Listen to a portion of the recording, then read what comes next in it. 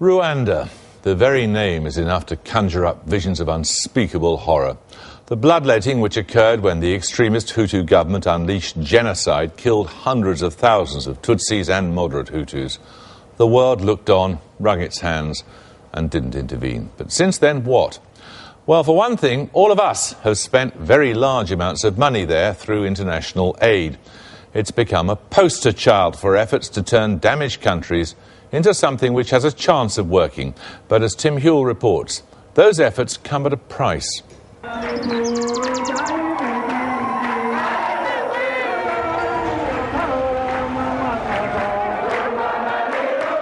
Rwanda, so recently a byword for atrocity, has become a byword for progress. 16 years after genocide killed a tenth of its people, they're celebrating reconciliation and rapid economic growth.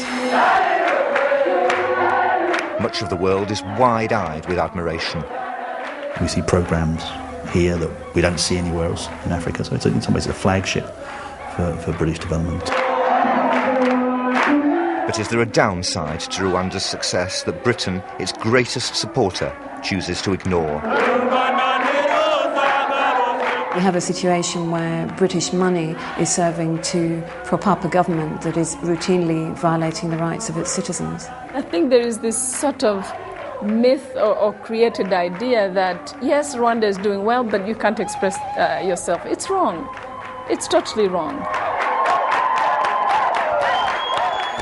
In 1994, an estimated 800,000 Rwandans were killed in just 100 days. Most of the victims were Tutsis, most of the killers Hutus. The Tutsi force that managed to end the killing has been the government ever since, and Britain sees its progress as a model for development.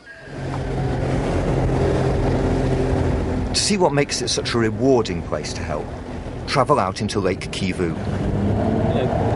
Trapped beneath the surface is a huge bubble of poisonous methane created by sunken vegetation. If it escapes, hundreds of thousands around these shores will die. This is going to bring the cost of electricity. But Rwanda's government and Rwandan scientists are turning a deadly threat into a benefit for all its people. We're going to have the possibility of electrifying all the country. The state is investing millions to extract the gas and will use it to generate electricity. The aim is to connect the 90% of the population that have no power to the national grid. We are very determined people to push this country to a very prosperous future. And the £50 million a year that Rwanda gets from Britain, most of it paid directly into government coffers, enables it to act on that sense of purpose. It is quite exciting. I mean, there is a dynamism and a focus in the Rwandan leadership, and I think that comes from the emergence of the current government from the experience of the genocide. But to all intents and purposes, Rwanda has functioned since 1994 as a one-party state, and political opposition is barely tolerated. Le gouvernement, tout ce qu'on fait. Everything that the government and President Kagame have done over the last 16 years has been justified by the genocide. They use it as a kind of blackmail against everyone. They cannot continue to use the genocide to avoid having democracy.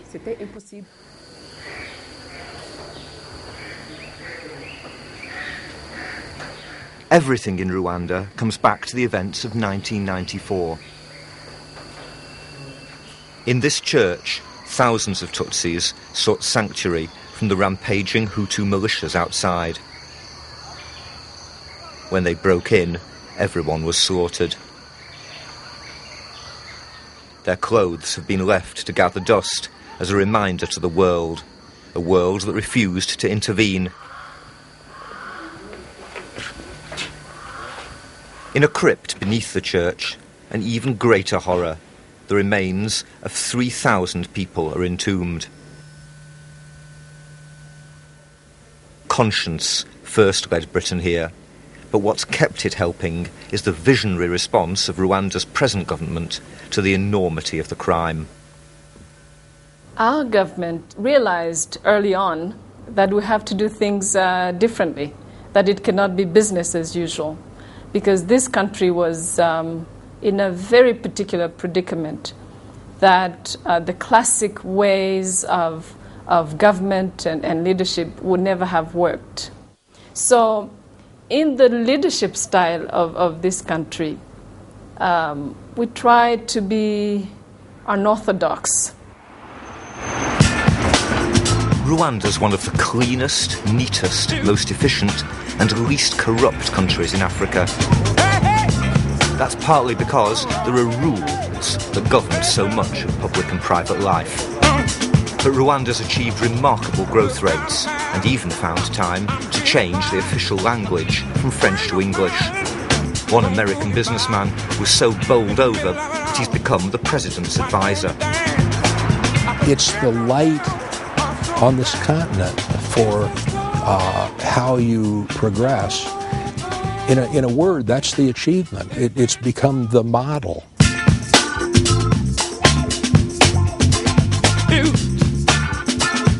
Chicago financier Joe Ritchie is at the centre of a powerful international network of support for the president, Paul Kagame. Tony Blair has an office in Rwanda, and many American corporate bosses have become evangelists for President Kagame. This man and this story can be sold to normal people or to the private sector. And so my thought was the thing to do is quit thinking about Washington. Let's go out to the real people. And we started rounding up CEOs. And I was right.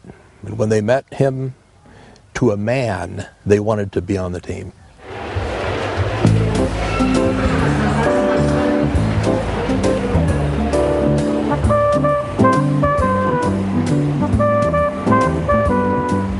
Weetabix. Frosties. Wouldn't expect to find them here. Jesus Christ incense sticks. Chilean Chardonnay. About £12 a bottle, maybe not. The capital, Kigali, now has a 24-hour supermarket, part of a Kenyan chain. Other global brands attracted here include Starbucks, Google and Costco. Cod liver oil, it's a good old-fashioned. Of course, there aren't many middle-class Rwandans yet.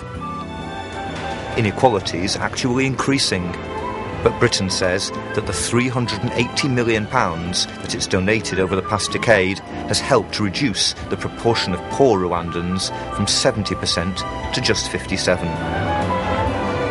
Meanwhile, Britain's weaning Rwanda off aid by training an efficient tax authority. And helping themselves is a lesson Rwandans seem eager to learn. Well, this is fascinating. There's a whole shelf of books about how to achieve business success, how to improve yourself, reposition yourself, become a better you. Lots of self-help, just what Rwanda now believes in.